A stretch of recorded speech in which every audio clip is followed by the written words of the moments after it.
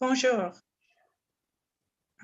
Bonjour, je m'appelle Kimberly Hackroth. Je suis directrice adjointe de l'unité de la gouvernance au sein de la Direction générale des partenariats pour l'innovation dans le développement à Affaires mondiales Canada. C'est un plaisir d'être ici avec vous aujourd'hui pour présenter l'événement de journalistes pour les droits humains, GDH, sur l'impact de COVID-19 sur la liberté de la presse et l'égalité des genres. La Semaine du développement international est un événement annuel important au cours duquel la société civile canadienne a l'occasion de démontrer son engagement et sa contribution à la résolution des problèmes mondiaux. La thème de la Semaine de développement international est « Viser les objectifs ». Cette année, le thème s'inscrit dans le contexte de la crise sanitaire actuelle et du lien local global avec des sous-thèmes tels que la santé, l'éducation, l'égalité des genres et les changements climatiques. GDH est une organisation non gouvernementale basée à Toronto qui possède une vaste expérience en Afrique et au Moyen-Orient. Au Canada, elle travaille avec les communautés des Premières Nations pour former les journalistes à mieux comprendre et d'intégrer les droits humains dans le rapportage. GDH met actuellement en œuvre 2 projets en Afrique avec du financement d'OMC. Le projet Canada Monde, une voix pour les femmes et les filles, et aussi le projet Mobiliser les médias pour lutter contre le COVID, qui forme des journalistes dans 12 pays d'Afrique et du Moyen-Orient à reconnaître la désinformation liée au COVID-19 et à rapporter des informations crédibles. Quelques mots sur la liberté des médias avant que je passe la parole à GDH. Le Canada croit fermement que la liberté des médias et d'expression est essentielle à la protection des droits humains. Malheureusement, des violations du droit à la liberté d'opinion et d'expression continuent de se produire, y compris des restrictions sur le contenu numérique et des attaques ou menaces contre les journalistes. Les femmes journalistes sont confrontées à des risques spécifiques, tant en ligne que hors ligne. Ces menaces, souvent très sexualisées, entravent la liberté d'expression et menacent de perpétuer les inégalités existantes. GDH est reconnu comme une des principales voix de la société civile canadienne dans la lutte pour la liberté des médias et la sécurité des journalistes. J'ai le plaisir de vous présenter l'association Journalistes pour les droits humains pour discuter de l'impact de COVID-19 sur la liberté des médias. Aïcha Touré, responsable des programmes internationaux à GDH, sera rejointe par le prince Mourala, responsable du projet GDH en RDC, et Moro Siako Diallo, coordinateur du projet GDH au Mali. La présentation durera environ 45 minutes et il y aura ensuite 15 minutes pour les questions et réponses. Rachel Pulver, directrice exécutive du GDH, animera la séance de questions-réponses. Je passe maintenant la parole à Aïcha.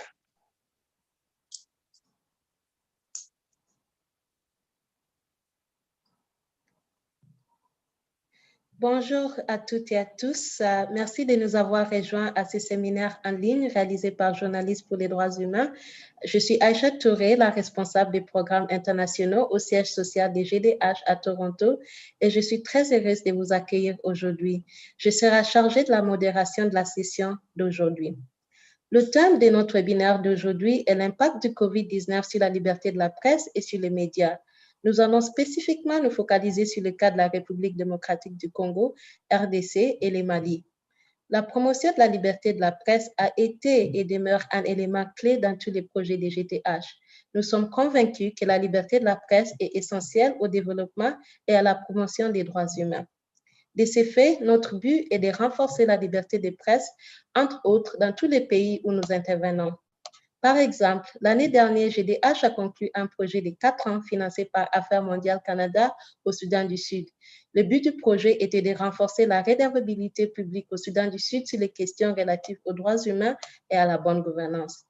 À travers ce projet, GDH a travaillé avec les journalistes, les organisations médiatiques et les organisations de la société civile afin de renforcer leurs capacités tout en engageant les dialogues avec les responsables gouvernementaux afin de promouvoir un environnement propice à une presse libre.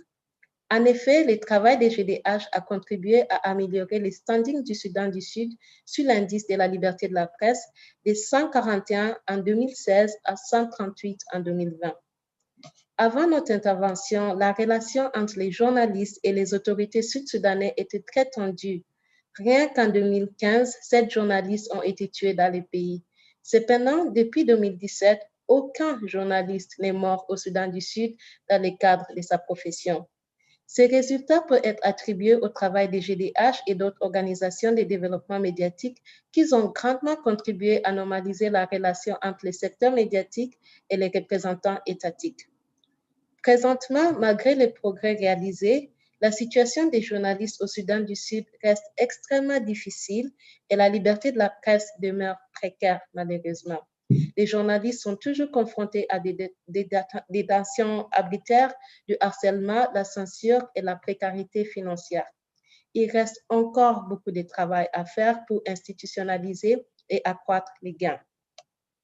GDH travaille actuellement sur une évaluation des besoins qui nous permettra d'élaborer la deuxième phase du projet au Soudan du Sud. Mais en attendant, nous sommes en train d'utiliser la même approche dans d'autres pays où il existe un grand besoin, tel que les 2 pays ciblés par ces webinaires. Au cours des derniers mois, nous avons constaté une régression de la liberté de la presse et d'expression dans de nombreux pays où nous intervenons en raison de la pandémie. Aujourd'hui, pour parler de l'impact du COVID-19 sur la liberté de la presse et les médias en RDC et au Mali, j'ai le grand honneur de vous présenter Prince Morola et Moro Siaka Diallo. Prince Morola est le gestionnaire des projets des GDH en la République démocratique du Congo. Il est aussi un journaliste primé avec plus de 10 ans d'expérience. Il est le fondateur et directeur des journalistes pour la promotion de la démocratie et des droits humains, un réseau de journalistes du Sud Kivu engagé dans la promotion des droits humains. Il est aussi le cofondateur de l'École technique de journalisme, l'une des rares institutions académiques de l'Est de la RDC à proposer des programmes en journalisme. Moro Siaka Diallo, quant à lui, est le coordinateur régional du projet Mobiliser les médias pour lutter contre le COVID, exécuté par GDH et financé par Affaires mondiales Canada. Moro est aussi un militant des droits humanitaires avec 9 ans d'expérience dans le secteur du développement humanitaire et international. Avant de commencer, j'aimerais vous informer que vous pouvez nous envoyer vos questions par chat à tout moment durant la présentation. Nous tenterons de répondre à toutes vos questions lors de la session de questions-réponses à la fin de cette présentation. Maintenant, sans plus tarder, je voudrais attirer l'attention sur nos panélistes. La RDC et le Mali sont actuellement considérés comme des États fragiles avec des gouvernements centraux faibles et une démocratie fragile. On peut dire que ces conditions ne sont pas propices à la promotion d'une presse libre. Prince, pouvez-vous commencer par nous décrire les paysages médiatiques et l'état de la liberté de la presse en RDC? Merci Aïcha. Merci Aïcha. Pour ce qui est du paysage médiatique, cela va de pair avec l'histoire politique de la République démocratique du Congo. Déjà en 1960, à l'indépendance, il existait quelques journaux d'avant-colonisation qui sont nés quelques temps après la colonisation. Mais en 1964, quand le dictateur Mobutu prend le pouvoir, il impose à ce qui est le monopole de la communication avec un gouvernement spécifiquement centré sur les questions qui a tenté donc de prendre le contrôle total de la communication.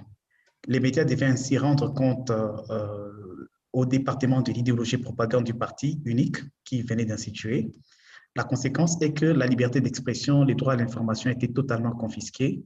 Seules les informations qui vantaient les mérites du pouvoir ou qui chantaient la gloire du président passaient dans les journaux.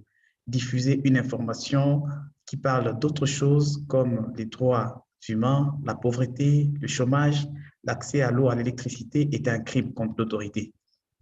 Aujourd'hui, 57 ans plus tard, les médias publics de la RDC ne se sont pas tirés de cette situation, gardant l'identité des médias de propagande. Le contrôle des médias, du droit à l'information et la liberté d'expression a d'énormes conséquences sur la vie des populations. Ainsi, tous les présidents qui ont suivi, même l'actuel président, soumettent des médias à la propagande et au culte de personnalité. Pourtant, les populations croupissent ou s'enfoncent chaque jour dans la misère. Vers 1990, des voix ont commencé à se lever afin de libéraliser le secteur des médias.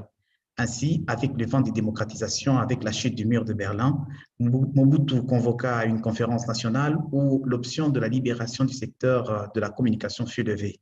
Celle-ci a été un déclic pour une nouvelle ère médiatique en RDC avec la naissance des acteurs communautaires et privés.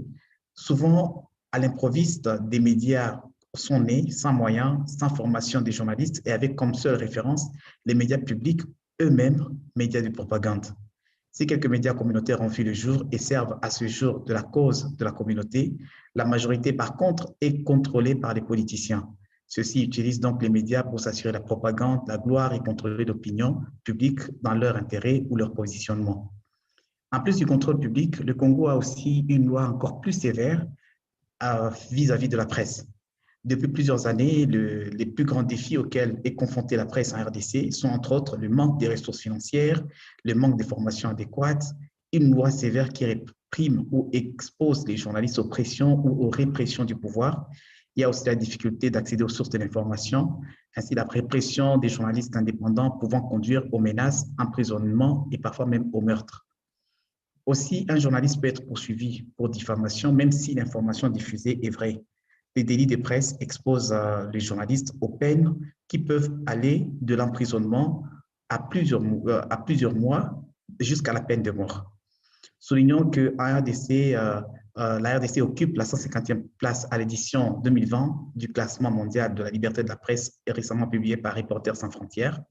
C'est ainsi que, au niveau du pays, JDH met l'accent particulier sur la formation des journalistes en matière de sécurité, vu les menaces qui courent derrière eux, mais aussi en matière de couverture des questions des droits humains et des violences sexuelles et basées sur les genres particulièrement. Depuis le début du mois, par exemple, du mois de février, nous avons formé 50 journalistes et 25 étudiants en journalisme, dont plus de 50% sont des femmes, sur le journalisme sécure et sensible en genre, mais aussi sur les violences sexuelles.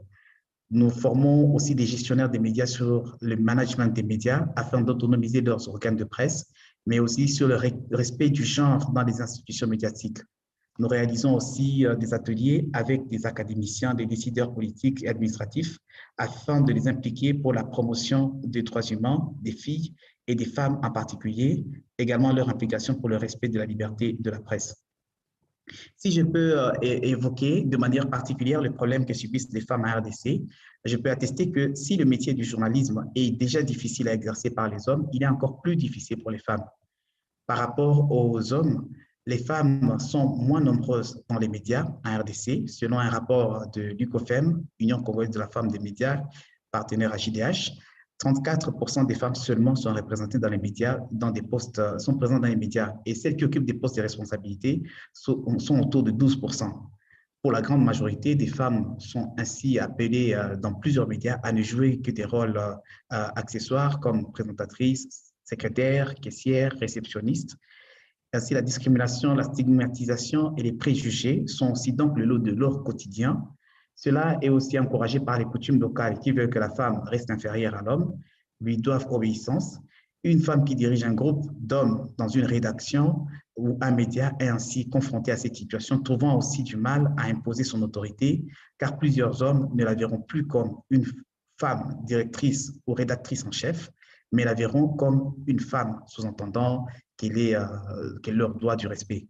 Même surtout dans les milieux ruraux, certaines femmes journalistes sont traitées de prostituées, impolies, parce qu'elles parlent à la radio, parce que les coutumes locales veulent que les femmes restent dans l'ombre et ne puissent pas s'adresser aux hommes. Pourtant, les journalistes le font à travers le micro.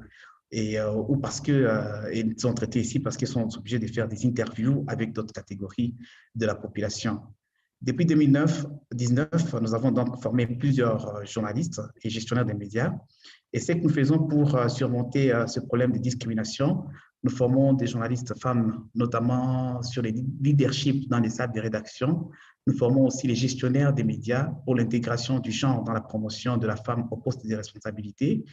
En 2019, à Bukavu, en 2020, nous avons organisé une table ronde avec la société civile et la Fondation Panzi, entre autres, du docteur Mukwege.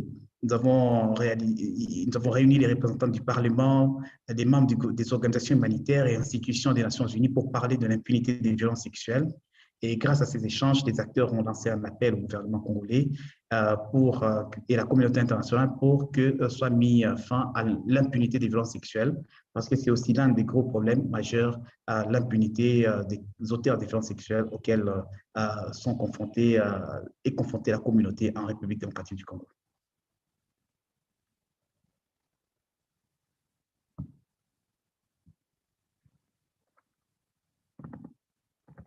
Merci beaucoup, Prince. En effet, il est clair que le secteur médiatique congolais fait face à beaucoup de défis. Donc, maintenant, j'aimerais tourner mon attention à Moro. Moro, direz-vous que le secteur médiatique malien a fait face à des réalités similaires à celles de la RDC? Merci beaucoup, Aïcha. D'abord, au Mali, la liberté d'expression et la liberté de presse sont des droits qui sont garantis par la loi fondamentale, c'est-à-dire notre constitution qui a été adoptée par un référendum en 92 suite à qui symbolise un peu voilà, l'accomplissement de la lutte démocratique que le peuple malien a engagée en mars 91. Cette constitution, dans son préambule, souscrit à la Déclaration universelle des droits de l'homme et à la Charte africaine des droits de l'homme et des peuples, ayant été adoptée par les États africains en 1981. Donc, ce contexte démocratique a vraiment entraîné la pluralité des médias au Mali. Aujourd'hui, on compte plus de 500 radios, 245 journaux écrits, une trentaine de télévisions publiques et privées et plus d'une centaine de sites d'information en ligne.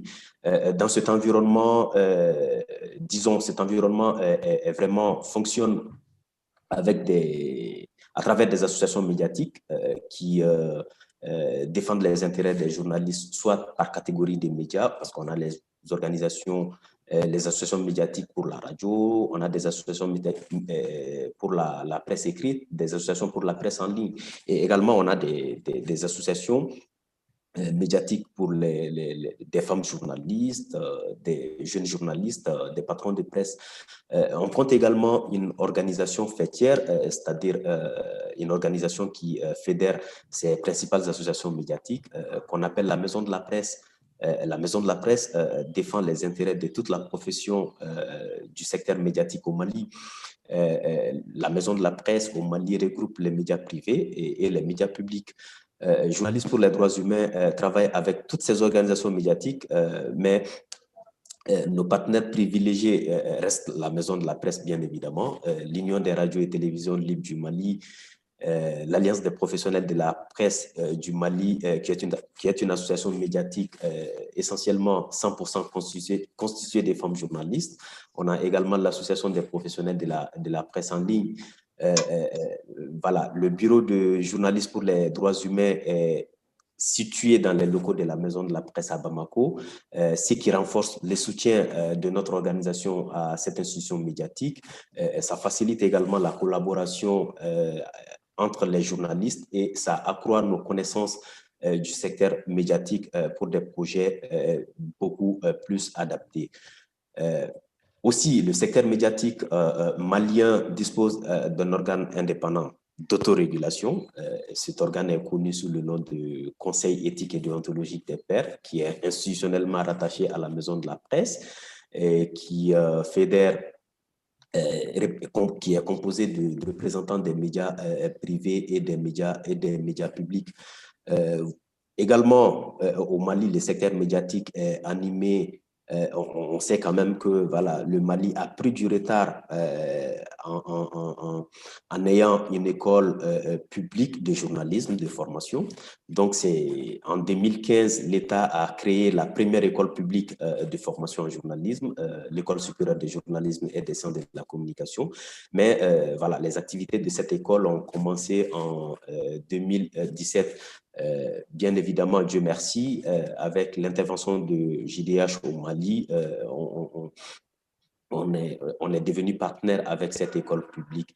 Et l'école a même demandé, sollicité JDH pour l'appuyer dans le développement d'un curriculum en journalisme des droits humains. C'était en mars dernier, 2020. Les premiers cours, voilà, sur ce curriculum ont été lancés en octobre dernier. Ce qui porte un coup aujourd'hui à la liberté d'expression et à la liberté de la presse au Mali, c'est que dans notre pays, des professionnels de médias sont arrêtés et emprisonnés. Pourquoi? La question, elle est vraiment importante parce que depuis juin 2000, il existe une loi portant régime de la presse et des lieux de presse. Bien que notre constitution garantisse la liberté d'expression et d'opinion et la liberté de presse, cette loi qui porte régime de la presse et des lieux de presse est vraiment, ne défend pas explicitement la liberté de la presse et le pluralisme des médias. C'est une loi qui reste vague, c'est une loi qui ne définit pas de façon précise les délits de presse. Au-delà de cette loi, il y a une nouvelle loi portant répression de la cybercriminalité qui a été adoptée en décembre 2019. Des dispositions de cette nouvelle loi menacent très fortement la liberté d'expression et la liberté d'opinion en ligne. Notamment les articles 20 et 21 de cette nouvelle loi punissent les menaces, punissent les insultes faites par tout système d'information. Les journalistes peuvent être sanctionnés. Les sanctions peuvent aller de l'emprisonnement jusqu'à 10 ans et des journalistes peuvent être contraints à payer une amende qui peut s'élever jusqu'à plus de $18 000 américains. Mais bonne nouvelle, la bonne nouvelle est que depuis l'intervention des JDH, voilà, l'année dernière déjà, on a renforcé l'organe d'autorégulation des médias, les conseils éthiques et déontologiques des pairs de la maison de la presse. À travers quoi? À travers la mise en place d'un comité de responsabilité médiatique afin de renforcer la sécurité des journalistes, afin de veiller au respect de l'éthique et des pratiques professionnelles, afin de contribuer à l'amélioration de la qualité des productions médiatiques diffusées aux populations nationales, locales et régionales, de prévenir également contre la diffamation, contre les fausses informations qui se multiplient aujourd'hui, contre les violences et discriminations, contre les atteintes aux droits et aux libertés des personnes. Journalistes pour les droits humains continue d'accompagner cet organe d'autorégulation des médias et cette collaboration doit réellement être appuyée. Dans le secteur médiatique, on doit compter également l'organe public de régulation des médias. C'est un organe qui a été créé par ordonnance, créé par l'État par ordonnance en 2014. Voilà un peu dans un système vraiment, un contexte vraiment problématique. Et la place de la femme dans ce contexte est vraiment très limitée. Le statut de la femme n'est pas suffisamment élevé. Journaliste pour les droits humains a réalisé en partenariat avec l'un de ses partenaires privilégiés, l'Union des radios et télévisions du Mali, l'UTEL. On a réalisé une étude de base sur le secteur des médias. Cette étude a vraiment fait une description des lieux du secteur médiatique au Mali. Les résultats sont vraiment effarants parce que les résultats ont montré qu'il existe très peu de femmes journalistes. Et le peu de femmes journalistes qui existent au Mali sont concentrées à Bamako. Plus on sort de Bamako, plus on va vers le niveau région et le niveau local, on rencontre rarement des femmes journalistes. Selon 67% des femmes ayant pris part à cette étude de base, voilà, les femmes ne sont pas bien représentées dans les postes de direction à cause de plusieurs barrières. On a des barrières socio-culturelles, on a des barrières liées aux compétences. On a des barrières liées également à l'environnement socio-institutionnel politique du Mali, parce que voilà, on sait quand même que l'environnement médiatique est un environnement de compétition et l'environnement médiatique est un environnement où les femmes sont vraiment peu visibles. Et très généralement, les tâches qui sont moins confiées aux femmes journalistes sont des tâches de direction, des tâches de coordination, des tâches d'encadrement des activités d'enquête et d'analyse. Donc, il existe réellement un besoin d'inclusion et de respect du genre dans le secteur des médias au Mali. Pour répondre à ce besoin, les femmes ayant participé à cette étude de base ont vraiment proposé 3 principales priorités. L'une de ces priorités, c'est d'avoir accès à une formation, à des formations de qualité, d'être responsabilisée en tant que femme journaliste et vraiment au sein des organes de médias et d'être actrice voilà, d'une véritable promotion. Également, avec journalistes, nos interventions sur le terrain, la bonne nouvelle est qu'on est en train d'apporter des réponses assez pertinentes à cette problématique. Très régulièrement, nous organisons des ateliers de formation, nous organisons des rencontres d'échange entre médias et organisations de la société civile. C'est des organisations de la société civile qui interviennent sur les questions des droits humains, sur les questions des droits des femmes et filles, sur les questions des droits des enfants et jeunes, sur les questions des droits des personnes handicapées, etc. L'objectif visé, c'est vraiment d'améliorer le partage d'informations entre ces médias et les organisations de la société civile pour l'égalité du genre, pour les droits des personnes au niveau, le respect des droits des personnes au niveau national, régional et local. On a également organisé une formation à l'endroit des responsables des médias, les médias, la radio, la presse écrite et puis la presse en ligne. Donc, cette formation sur le genre et la promotion des femmes journalistes au sein des organes et des associations médiatiques a été offerte à ces responsables de médias afin d'inciter à la mise en place de politiques genre dans les rédactions et dans les associations médiatiques. Également, cet accompagnement doit être renforcé pour consolider la prise de conscience ayant été engagée à travers ces activités et également pour favoriser des actions concrètes. Voilà un peu ce qu'on peut retenir par rapport au Mali. Merci beaucoup Moreau et Prince pour cet aperçu bien détaillé du secteur médiatique en RDC et au Mali. Force est de constater que dans les deux pays, la presse n'est pas très libre, malgré les nombreuses législations en place pour garantir la liberté de la presse. Il est aussi clair que les médias font face à de nombreux défis et la place de la femme est très limitée, et ceci même avant la pandémie. Maintenant, Prince, je vais vous demander, selon vos observations, quel a été l'impact du COVID-19 sur la liberté de la presse en RDC? Merci, Aïcha. En effet, en RDC, l'impact de COVID-19 a été négatif, généralement, de manière globale, sur le secteur de la presse. En effet, fin mars, le gouvernement de la RDC a proclamé l'état d'urgence sanitaire, interdisant toute manifestation et toute circulation au-delà de 20 heures sur l'ensemble du pays. Et plusieurs journalistes qui devaient présenter des journaux ou finir leur travail tard, au-delà de 20 heures, ont été arrêtés en RDC. Ils devaient ainsi choisir entre informer la population ou rester à la maison pour ne pas être victime d'une agression. Plusieurs journalistes qui ont couvert des manifestations publiques suite aux tensions politiques dans le pays pendant le confinement ont aussi soit arrêtés, soit agressés. Au nom de l'état d'urgence, de nombreux journalistes ont été arrêtés pour avoir diffusé des informations qui mettent à mal le pouvoir. En 2020, l'ONG Journalistes en danger GED a répertorié 116 cas d'attaques et atteintes diverses contre les journalistes en lien avec leur travail, et parmi lesquels un journaliste a été assassiné, un journaliste porté disparu, 9 journalistes incarcérés et détenus pendant plus de 48 heures, 31 journalistes ont été interpellés, 31 journalistes agressés et 15 autres journalistes menacés. Au moins 15 journalistes ont été tués dans le pays ces 10 dernières années. Plus de 200 cas d'agression contre les journalistes ont été enregistrés seulement en 2020.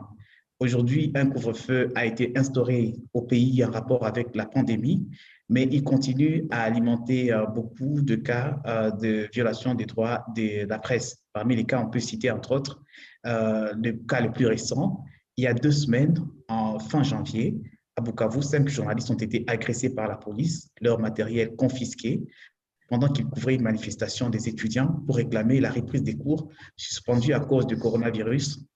Pourtant, les autres secteurs de la vie, des autres activités, comme les marchés, les églises, les boîtes de nuit, les bars, ça fonctionne. Juste début avril, à Bukavu, pendant qu'ils couvraient une manifestation contre l'arrestation d'un politicien à l'est de la RDC, un journaliste stagiaire du journal Jambo, qui est le journal d'école de journalisme, a été agressé pendant plus de 24 heures et il a été arrêté pendant plus de 24 heures au cachot. En mai, au Kasaï, un journaliste et directeur des programmes d'une radio privée a été arrêté parce que pendant qu'il revenait du reportage, il a été accusé de violation des mesures d'urgence sanitaire et outrage à l'autorité provinciale. Il a été libéré après avoir payé une caution. Donc, globalement, plusieurs cas ont été enregistrés au niveau du pays en partant de cette situation. Ouais, en effet, malheureusement, de nombreux gouvernements africains se sont servis de la pandémie comme prétexte pour restreindre la liberté de la presse et réprimer les journalistes. Plusieurs cas ont été enregistrés dans plusieurs pays en Afrique. Maintenant, Moreau, je vais me tourner vers vous. Au-delà de la liberté de la presse, quel a été l'impact de la pandémie sur le secteur médiatique au Mali en général et quelles en sont les implications à long terme? Merci beaucoup, Aïcha. Au Mali, la situation est vraiment catastrophique en termes d'impact et de conséquences. Les journalistes et les médias ont subi de plein fouet l'impact de cette pandémie. Aujourd'hui, on constate que l'impact se situe à plusieurs niveaux. D'abord, l'impact économique et financier. Vous savez quand même que la pandémie a contribué à l'arrêt des activités productives. Cela n'a pas épargné le secteur médiatique. Les annonceurs, le secteur médiatique au Mali tire ses revenus de la publicité, de la couverture médiatique, d'événements, des contrats d'abonnement. Et dans certains organes de presse écrite, les contrats d'abonnement ont baissé jusqu'à 80%. Beaucoup d'annonceurs ont aussi réduit leurs dépenses publicitaires. Cette situation est en train, continue de jouer sur la rentabilité économique des médias, surtout la presse écrite et puis la radio. L'implication à long terme serait la fermeture d'organes médiatiques, la reconversion des journalistes ou la réinsertion des journalistes dans d'autres métiers, y compris dans la fonction publique. Parce que déjà, on commence à voir des jeunes journalistes se transformer en devenir des sapeurs-pompiers lors de la récente promotion de sortie des sapeurs-pompiers. Il y a une bonne nouvelle qui est là. Journaliste pour les droits humains, JDH, a pris conscience et a réagi de façon urgente en formant plus de 25 responsables de médias, de la presse écrite, de la radio et de la presse en ligne, sur le management durable des médias, afin d'aider ces médias à mettre en place des modèles économiques adaptés qui atténuent l'impact économique et financier de la COVID-19. Cette action de renforcement permet de promouvoir également l'indépendance éditoriale des médias. Ça permet de les protéger des diverses influences provenant du gouvernement et des acteurs financiers. Et ça permet également de favoriser la pluralité des médias. Ça, c'est le premier point. Le second point, impact, c'est qu'il y a une pression fiscale qui est prégnante, qui demeure. De nombreux organes de presse n'ont pas pu payer de façon régulière les impôts. Ils ont des arriérés à payer et les services d'impôts sont en train de réclamer ces arriérés sous peine de fermeture. Avec la crise politique et institutionnelle que le Mali traverse, les finances publiques, l'économie souffrent au Mali aujourd'hui, d'où un danger pour la pluralité des médias. L'impact également est organisationnel. On a vu quand même, on a constaté ici que de nombreux médias ont été contraints de réduire leur capacité de production, de réduire leur capacité de diffusion de l'information. Le télétravail a été la règle, mais sauf que voilà, le télétravail reste compliqué pour les rédactions parce que les journalistes voilà, manquent d'équipements individuels électroniques de travail. Des radios ont même adopté la rotation de leurs équipes comme mode de fonctionnement, c'est-à-dire les journalistes, au lieu de venir au même moment dans la rédaction, que ce soit le staff technique ou la direction, les journalistes ne venaient plus au même moment. Pour juguler, atténuer et maintenir les journalistes dans leur travail régulier de production de reportages, journalistes pour les droits humains, JDH, nous avons mis en place une bourse de production de reportages. Voilà, 75 journalistes qu'on a formés ici au Mali participent à la production de reportages grâce à la mise en place de ces bourses individuelles de production de reportages. Ces journalistes produisent régulièrement sur les droits de l'homme, sur les droits de femmes et filles, sur les problématiques liées aux droits des personnes handicapées et les questions de bonne gouvernance. Ces journalistes ont été également outillés pour mieux répondre contre les fausses informations qui se multiplient de nos jours. Également, un impact à retenir, nous savons quand même qu'un média vit de l'information et l'accès à l'information était vraiment compliqué. Nos journalistes avaient difficilement accès aux multiples sources d'informations dont ils pouvaient habituellement accéder, auxquelles ils pouvaient habituellement accéder. Cela a joué sur le fonctionnement régulier des rédactions qui sont habituellement fragiles et a entraîné une baisse de production de contenu. Quant aux implications à ce niveau, elles sont la qualité de l'information va considérablement baisser. Les fausses informations gagneront encore plus de place dans un pays où la majorité de la population elle est analphabète. La diversité du contenu d'information serait très réduite face au retour du monopole de l'espace d'information par l'État. JDH est en train de mieux contribuer à ce niveau. Grâce aux rencontres d'échange entre médias et organisations de la société civile, nos journalistes partenaires ont de moins en moins de difficultés à accéder aux sources d'information, que ce soit au niveau des populations ou que ce soit au niveau des acteurs et actrices de la société civile. Je vous partage une histoire qui vraiment est un succès. Grâce à JDH, le Centre national d'information, d'éducation et de communication pour la santé du ministère de la Santé et du Développement social au Mali a décidé de prendre en compte la langue des signes dans ses actions d'information et de sensibilisation sur la COVID-19 au Mali.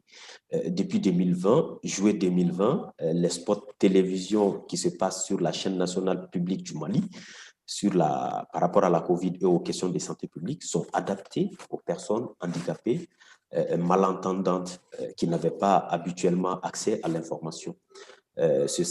Le Centre national d'information, d'éducation et de communication pour la santé du ministère de la Santé et du Développement social a aussi décidé de former une trentaine de personnes handicapées pour la paire éducation sur la COVID-19. L'un des impacts qu'on a pu constater également sur le terrain dans le secteur médiatique est que les journalistes, l'insécurité sanitaire des journalistes s'est aggravée. Je vous rappelle que les premiers cas de COVID-19 ont été confirmés au Mali en mars 2020. Et depuis, il existait une insuffisance d'équipement, de protection individuelle pour ces journalistes. Il manquait de gants, il manquait de masques, de gel désinfectant. Et des cas de Covid ont été déclarés dans le secteur, notamment dans la presse écrite. 4 cas de Covid ont été déclarés. Et à la chaîne nationale, la chaîne publique de télévision arabe, à plus d'une trentaine de journalistes pour améliorer leurs conditions de travail et continuer à leur assurer une sécurité la pandémie n'est pas terminée et je pense quand même que les efforts doivent être poursuivis. Il y a un impact important à noter, c'est que le gouvernement malien a mis en place des mesures d'accompagnement. C'était des mesures d'accompagnement social et fiscal à des secteurs productifs.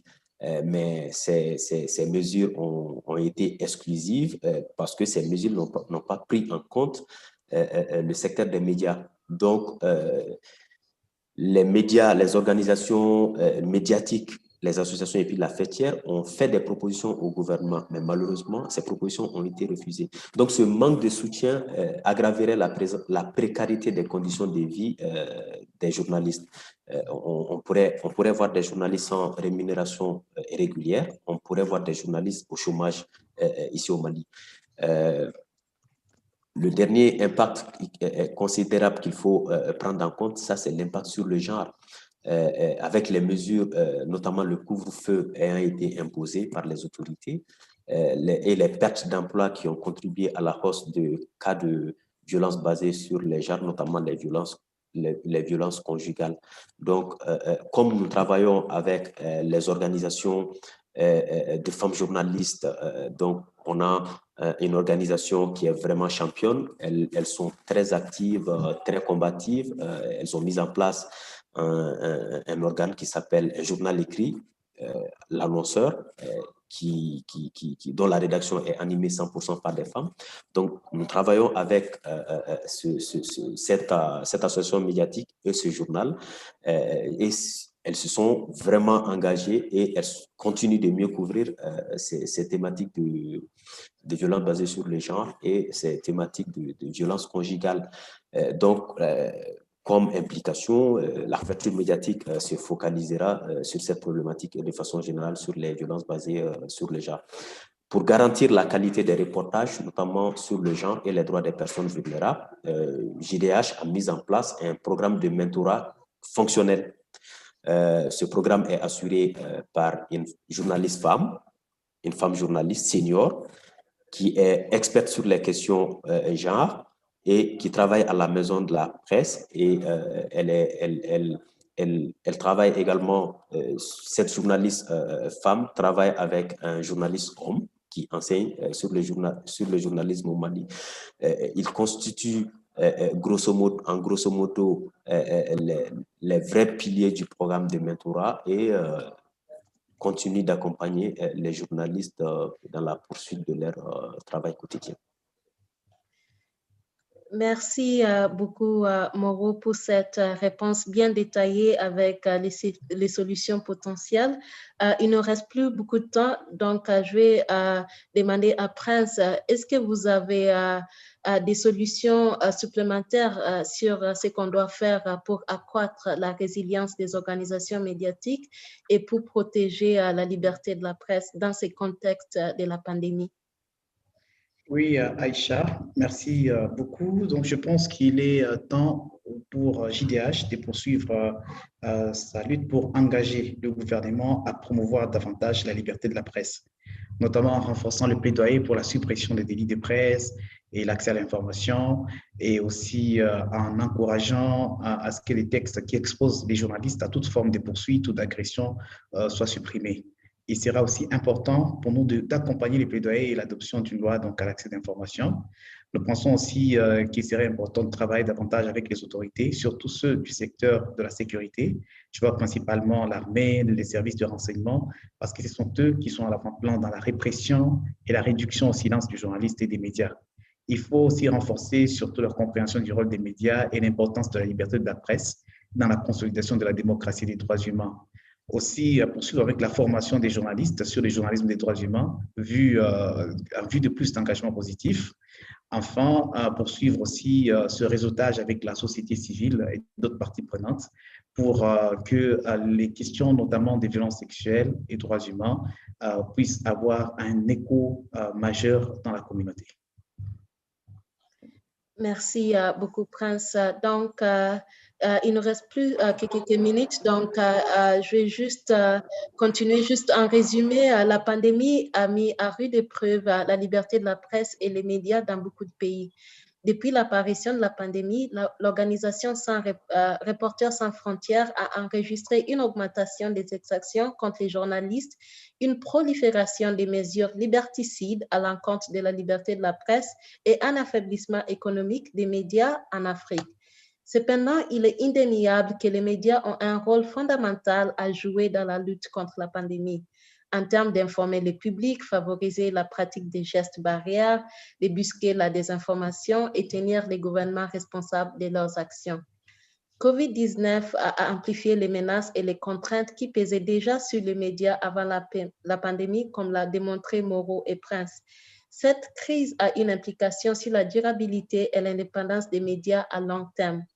Maintenant, plus que jamais, il est impératif d'agir pour contrer les effets de la pandémie et sauvegarder la liberté de la presse. C'est dans cette perspective que GDH travaille avec les journalistes, les organisations de la société civile et les représentants étatiques pour, de 1, renforcer la résilience des médias face aux effets de cette crise, de 2, promouvoir la liberté de la presse et d'expression, et de 3, favoriser la pluralité des médias. De ce fait, GDH a organisé et continue d'organiser des ateliers pour renforcer la capacité des journalistes.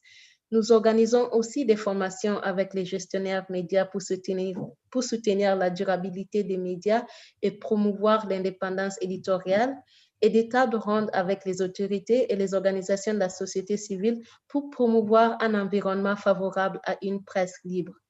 Nous sommes convaincus que cette approche aiderait à mitiger l'impact du COVID-19. Cependant, il reste encore beaucoup de travail à faire.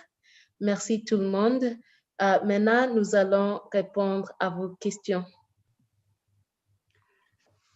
Merci Aïcha et merci beaucoup Prince et Moreau pour vos pensées et vos observations et votre travail. C'est un travail dur mais aussi très courageux et nous sommes fiers de travailler avec vous. À mon part, je m'appelle Rachel Pulfer, je suis directrice exécutive de GDH, siège social à Toronto. Et maintenant, c'est à vous pour mettre les questions dans le petit box de chat. Mais en avant, j'ai le plaisir et honneur d'inviter Kimberly Hoycroft pour poser la première question. Maintenant, à vous, Kimberly. Oui. Je vous remercie pour cette présentation et aussi, bien sûr, pour le travail important, Prince et Moreau, que vous êtes en train de faire pour promouvoir les droits humains et autonomiser les femmes journalistes dans des contextes vraiment difficiles. Alors, mon question, je ne veux pas prendre beaucoup de temps parce que j'en suis sûre qu'il y a d'autres questions aussi, mais j'aimerais juste vous demander, est-ce que vous pouvez partager un succès que vous avez obtenu jusqu'à présent ou une leçon que vous avez tirée de votre travail pour lutter contre la désinformation par rapport à la COVID-19? Moreau, est-ce que vous êtes là? Oui, totalement. Merci. Est-ce que vous pouvez décrire cette histoire un peu plus détaillée, ce qu'on a fait pour assurer que les handicapés sont capables de suivre la bonne information sur la santé publique à Bamako? Exactement. Partout au pays, en effet.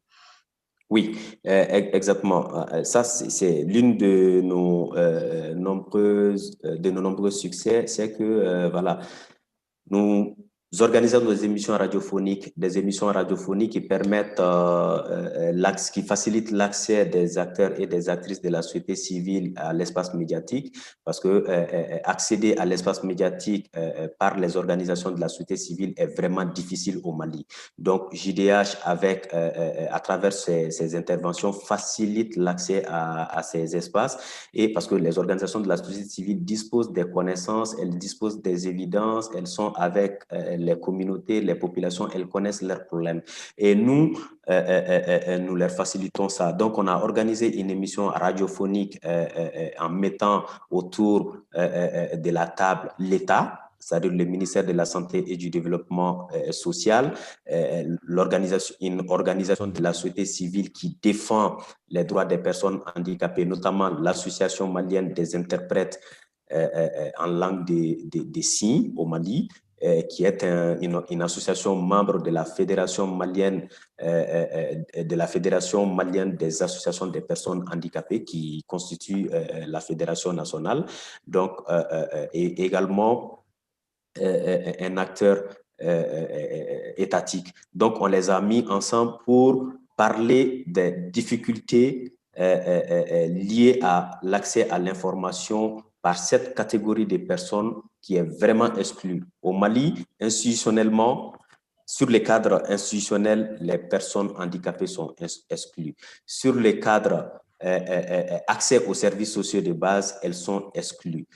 Que ce soit les femmes, que ce soit les enfants, que ce soit les adultes. Donc, nous avons organisé cette émission radiophonique qui a été diffusée, animée en langue nationale au Mali pour plus de compréhension et de participation des populations également, parce que l'émission permet à ce que les auditrices et les auditeurs appellent pour poser leurs questions, pour partager leurs préoccupations, pour partager leurs témoignages, pour partager ce qu'ils vivent au quotidien.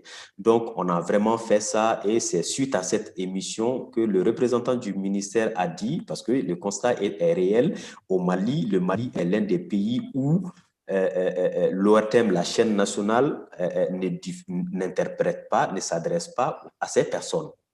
Donc, la COVID, elle est venue et toutes les communications, que ce soit du secteur public, du secteur privé, des ONG et de l'État, excluaient. Il n'y avait pas d'interprète de langue des signes, il n'y avait pas d'interprétation.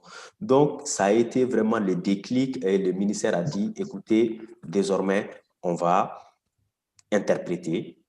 L'association des interprètes en langue des signes, on va collaborer avec vous parce qu'on ne vous connaissait pas. Donc, l'émission a permis à ce que l'association soit découverte, à ce que le contact entre l'association et l'État puisse être établi et à ce que le travail d'interprétariat, cette adresse à cette couche de population qui représente 1% de la population malienne, c'est significatif parce que le Mali a une population totale de 20 millions. Donc, voilà, ça c'est le déclic est venu et le job a été fait.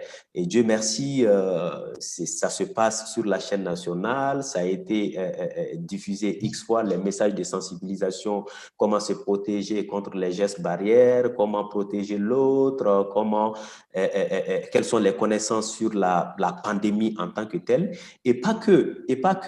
Le directeur du Centre national d'information, d'éducation et de communication pour la santé du ministère a décidé de former 30 personnes handicapées parce que voilà, c'est eux elles sont en communauté, elles communiquent, elles savent où se trouver. Donc, à former cette trentaine de personnes sur la COVID-19, sur les mesures de protection et tout ce qui tourne autour des effets de la COVID, sur leurs droits, sur les libertés des uns et des autres et également sur leur quotidien. Voilà comment ça s'est passé et voilà le succès vraiment.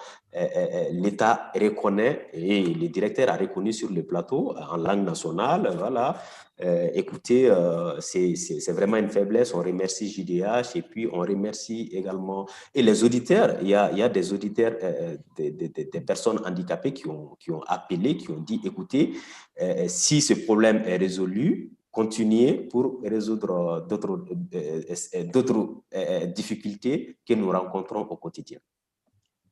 Merci beaucoup, Moreau. On a une deuxième question. Je pense qu'on aura juste le temps pour cette question parce qu'elle est bien complexe. Donc, la question, c'est, malgré les répressions diverses, pourriez-vous nous parler de quelques innovations pour contribuer à la lutte contre la corruption en général ou liées au contexte de la COVID-19 dans vos pays respectifs?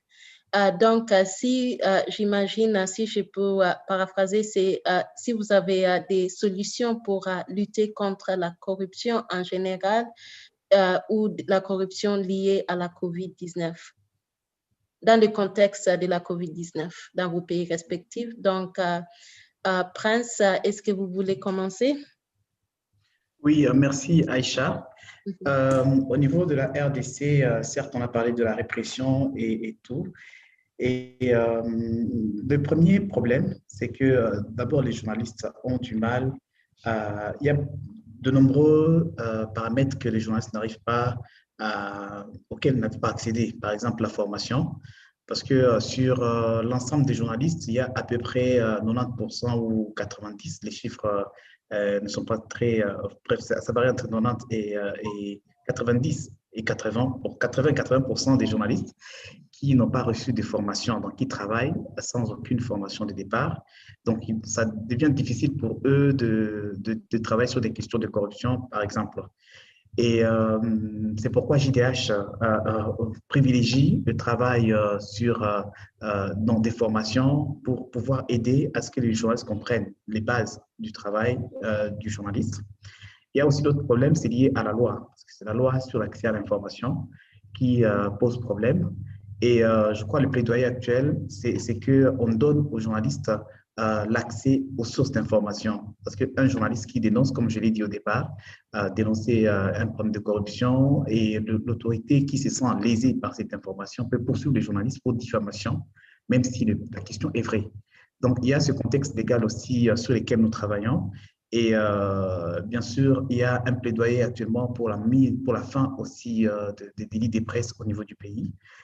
Et les délits de presse, donc, ce sont toutes ces infractions qu'on colle aux journalistes pour une information diffusée. Et donc, ce sont des éléments sur lesquels nous travaillons. La première chose, donc, on travaille sur les journalistes. De deux, on engage les autorités dans le débat pour qu'on puisse voir comment changer les systèmes qui répriment les journalistes. Et troisièmement, on essaie de voir comment impliquer toutes les autres personnalités et organisations, notamment la société civile, pour que notamment des questions, ça soit facile d'aborder une question de corruption et avoir la protection des autorités, parce que généralement, les personnes qui sont au pouvoir ont aussi le contrôle du secteur de la justice, et ce qui est dangereux aussi pour les journalistes. Merci beaucoup, Prince. Moreau, est-ce que vous avez des mots à ajouter par rapport à... Exactement. Rapidement, en fait, c'est la même approche décrite par mon collègue, mon ami Prince, mais sauf que la particularité au Mali, la solution pour nous ici, c'est la dénonciation. Les journalistes, en réalité, sont vraiment intéressés par les sujets de détournement, par les sujets de corruption, par tout ce qui tourne autour de ça.